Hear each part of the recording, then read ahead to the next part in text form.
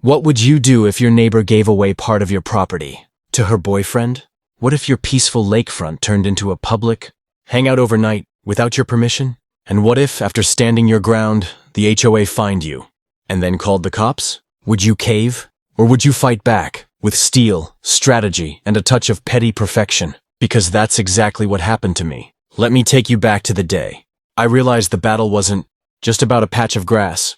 It was about principle. And by the end of it, I had a gate that made sure they would never forget it.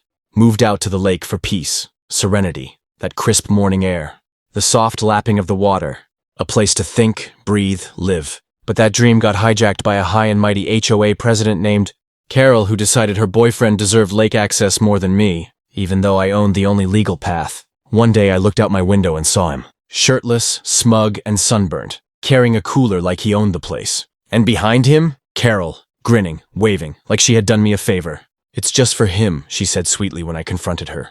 "He loves to fish, and he doesn't have access on his side. Yeah, and I love not being robbed of my property rights." I told her no, firmly, politely, legally. 2 days later, I got a fine from the HOA for blocking community access, the same path clearly marked as private in my deed.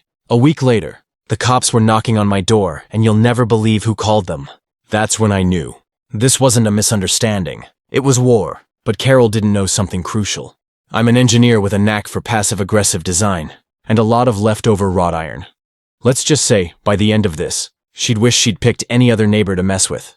The lake community was small, gated, and almost too perfect. I bought the property 3 years ago, lured in by its private access to the lake, a short, grassy trail down a gentle slope, right off my backyard. My deed was crystal clear, exclusive lake access. No easements, no shared anything.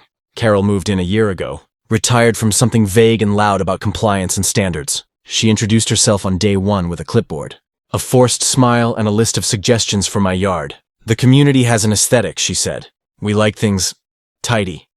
I smiled, nodded, and ignored 90% of it. Things were quiet for a while, until her new boyfriend showed up. Greg, all muscle, no manners. His house, way across the cul-de-sac, had no lake access. He was 2 lots removed from the water. But that didn't stop him from strolling down my path like it was his. The first time I saw him, I assumed it was a misunderstanding. I politely told him it was private property. He just laughed, said Carol said it was fine. So I went to Carol. She said she was authorizing shared use for the good of the community. "You can't authorize what's not yours," I said. Her eyes narrowed. "We'll see what the board thinks." That's when the letters started. First, a friendly reminder that all common areas must remain accessible. Then a fine for impeding access. Next, a warning. Refusal to comply may result in escalated action. It escalated, all right? That was just the beginning. It started with signs. Literal signs. Overnight, Carol had put up a cheap aluminum HOA placard right at the entrance of my path. "Community lake access, open to all residents."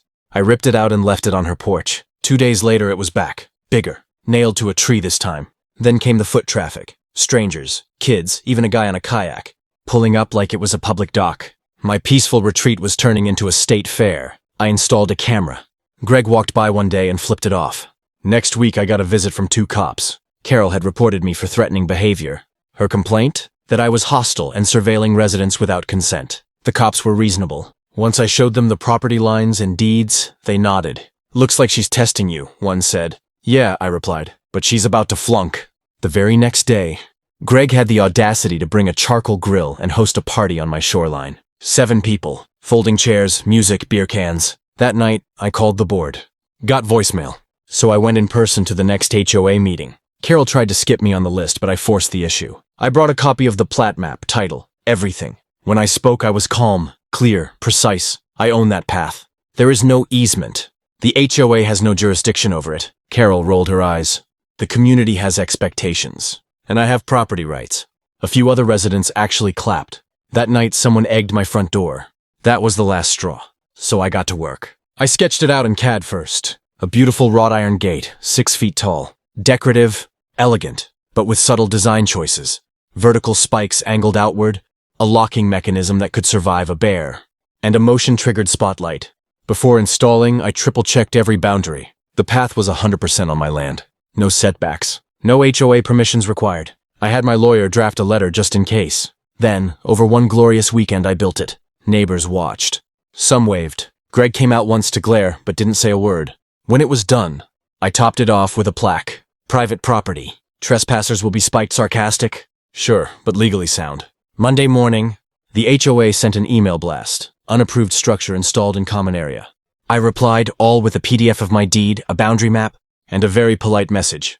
Please direct future concerns to my attorney. Then I waited. Carol couldn't resist. She called the city. An inspector came out. He measured, he nodded.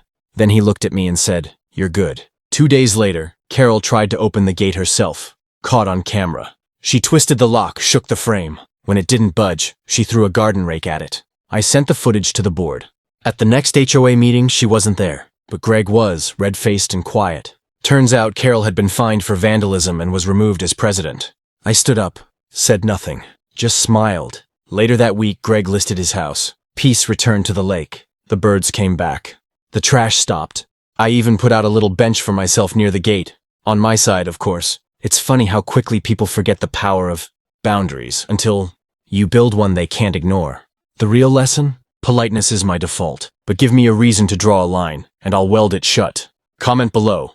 What would you have done in my place? And if you made it this far, comment justice served so I know you're one of the real ones. Until next time, keep your gate strong and your deeds stronger. Fade out to peaceful lake sounds and a soft breeze.